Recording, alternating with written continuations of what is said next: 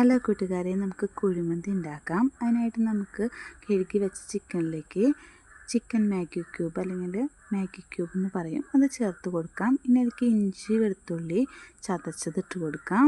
മഞ്ഞൾപ്പൊടി ഇട്ട് കൊടുക്കാം.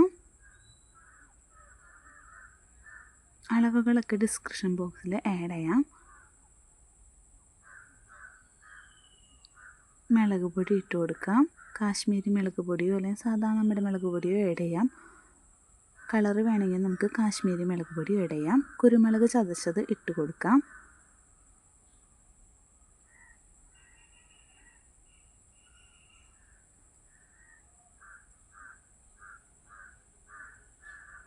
ഇനി ഉപ്പിട്ട് കൊടുക്കാം. 2 തക്കാളി എടുത്തിട്ട് നമുക്കതിന് ജ്യൂസാക്കിയിട്ട് മാറ്റി വയ്ക്കാം. ഇതിലേക്ക് ക്യാപ്സിക്കം ചെറുതാക്കി അരിഞ്ഞതും സവോള ഒരെണ്ണം ചെറുതാക്കി അരിഞ്ഞതും പെരുംജീരകവും ഇട്ട് കൊടുത്തിട്ട് നമുക്ക് നന്നായി ഇത് കുഴച്ചെടുക്കണം. റെസ്റ്റോറൻറ്റിൽ ഉണ്ടാക്കാവുന്ന അതേ ടേസ്റ്റിൽ നമുക്ക് വീട്ടിലുണ്ടാക്കാം. എല്ലാവരും ട്രൈ ചെയ്ത് നോക്കണേ. നമുക്കിതിനെ നന്നായി കുഴച്ചെടുക്കാം.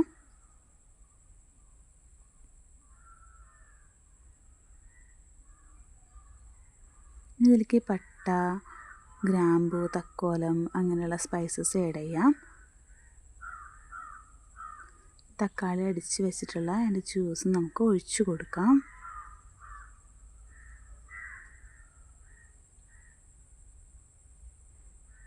നമുക്ക് കുറച്ച് സൺഫ്ലവർ ഓയിലും കൂടിയും എല്ലാം ഒഴിച്ചു കൊടുക്കണം. നമുക്ക് സ്റ്റെല്ല റൈസാണ് നമ്മൾ എടുത്തിട്ടുള്ളത്. അത് വേവിച്ചെടുക്കാൻ വേണ്ടി കുറച്ച് വെള്ളം വെച്ചിട്ട് അതിലേക്ക് ഉപ്പും പിന്നെ ഡ്രൈ ആയിട്ടുള്ള നമ്മുടെ ലെമണും കുറച്ച് സൺഫ്ലവർ ഓയിലും സ്പൈസസും ആഡ് ചെയ്തിട്ട് ഹാഫ് കുക്കഡാക്കി എടുക്കാം. അതിന് വേവിക്കേണ്ട, ചെറിയൊരു തള വരുമ്പോഴേക്കും നമുക്കിത് ഓഫ് ചെയ്യാം. 2 ലെമൺ ചെറുതാക്കി അരിഞ്ഞതും ഇട്ട് കൊടുക്കാം. ചിക്കനിലേക്കും സെയിമായിട്ട് ലെമൺ ഇട്ട് കൊടുക്കാം. നമ്മുടെ കുറച്ച് വെന്തിട്ടുള്ള റൈസ് എടുത്തിട്ട് നമുക്ക് കുക്കറിൽ ലെയറായിട്ട് ഇട്ട് കൊടുത്തിട്ടുണ്ട്. ഇനി നമുക്കൊരു ഫിസിലടിച്ചിട്ട് എടുക്കുമ്പോഴേക്കും നമ്മുടെ രുചികരമായ കുക്കർ കുഴിമന്തി തയ്യാറായിട്ടുണ്ടാവും. നല്ല സ്വാദിഷ്ടമാണ്. എല്ലാവരും ട്രൈ ചെയ്ത് നോക്കണേ.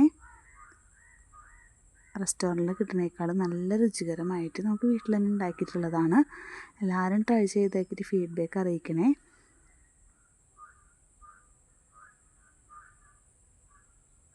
ഇൻഗ്രീഡിയൻസ് ഞാൻ ഡിസ്ക്രിപ്ഷൻ ബോക്സിൽ ആഡ് ചെയ്യാം. ഫുഡ് കളർ ഒന്നും ചേർത്തിട്ടില്ല. എല്ലാവർക്കും സിമ്പിളാക്കിയിട്ട് വീട്ടിലുണ്ടാക്കി നോക്കാൻ പറ്റുന്നതാണ്. Thank you for watching.